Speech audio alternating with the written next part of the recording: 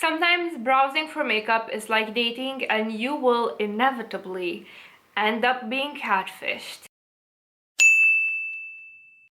Hi friends, my name is Mia and this is my virtual vanity, a place where we both love makeup and we're quite critical of it.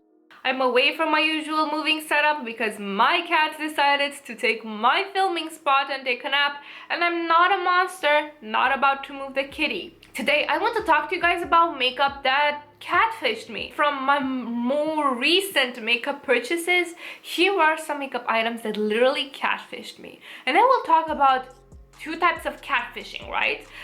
There is regular catfishing where they promise to be one thing and then end up being completely another. And then there is reverse catfishing where they really didn't put their best foot forward on social media, but then I ended up using them and I actually love them to bits. Okay, let's start with eyeshadow.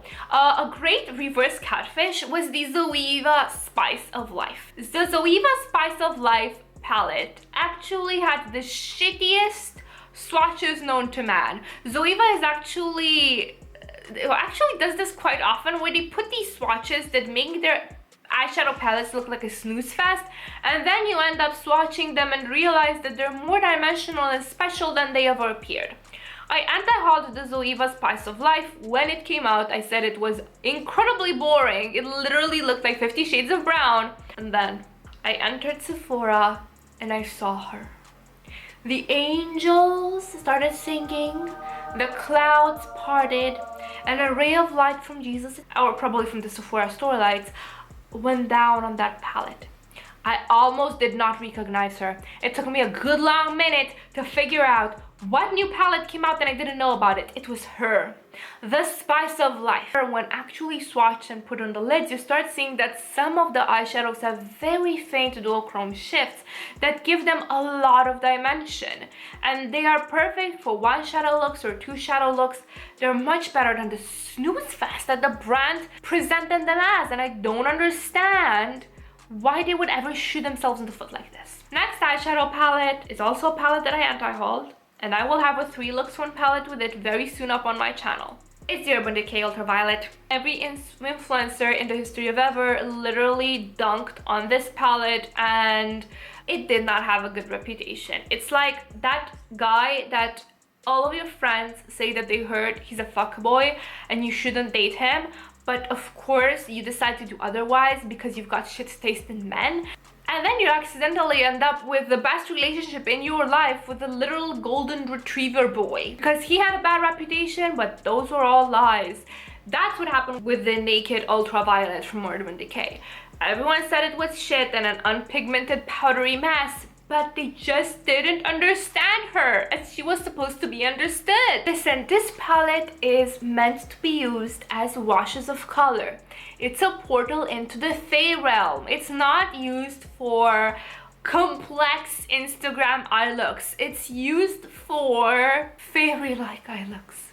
I bought this because of Killer Colors on Instagram, and I'm gonna post her looks over here just so you can see what this palette is best at. From how I've played with it until I got it. One of my all-time favorite palettes, the Huda Neon Green. The Huda Neon Green is not a neon green palette. Huda Neon Green is that guy that pretends to be super edgy and adventurous, but his favorite hobby is sitting at home looking at fantasy movies on Netflix. So the Huda Neon Green marketed itself as a punchy neon palette.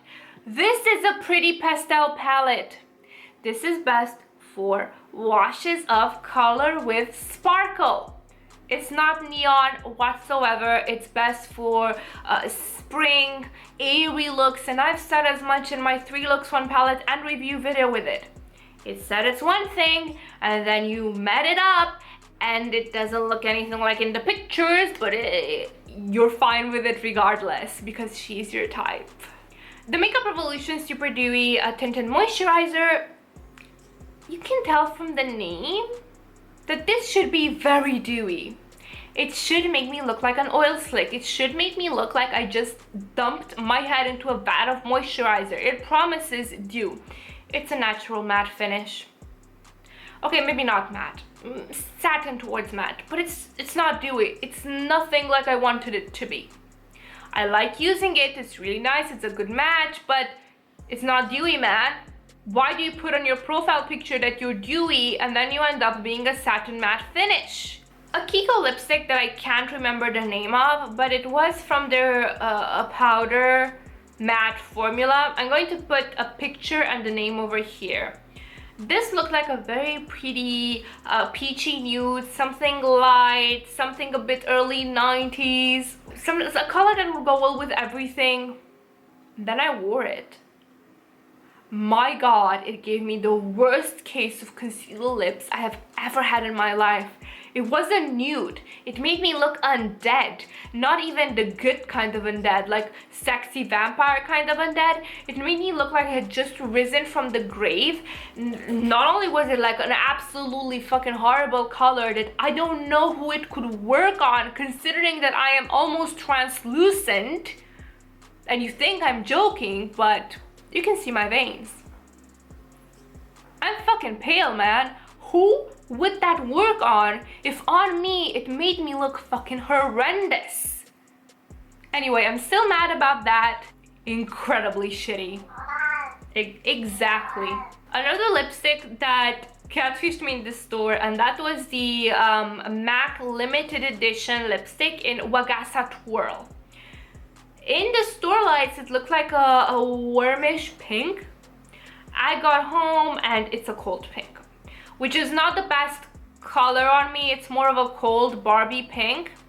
And I've made peace with it. I've made peace with the fact that it lied to me. We've eventually made it work with the help of lip liner, and now I really like that lipstick with lip liner. It's like the perfect pink pastel lip. But I'm still salty that it looked one way and then I ended up at home and it looked completely different. Still a little bit mad about that. Last but not least, the worst drugstore mascara that I have had the misfortune of trying in years. The L'Oreal Air Mascara promised volume, promised length, promised curl. It did absolutely none of those things. Not only that, but it reeked. It's like that guy on Tinder that has pictures only of a suit, and then you meet up with him at a fancy restaurant and he comes wearing flip-flops and smelling of BO. This did nothing for my lashes, absolutely nothing. I disliked every single time I wore it. And it also was fairly expensive, so I'm wondering why should I keep buying mascaras from L'Oreal when the Kiko Extra Sculpt does such a much better job? Seriously, fuck that mascara. It made my lashes look awful and it stinks. Anyways, these are the products that have catfished me lately. Please let me know down in the comments what are the products that catfished you. I would love to know that.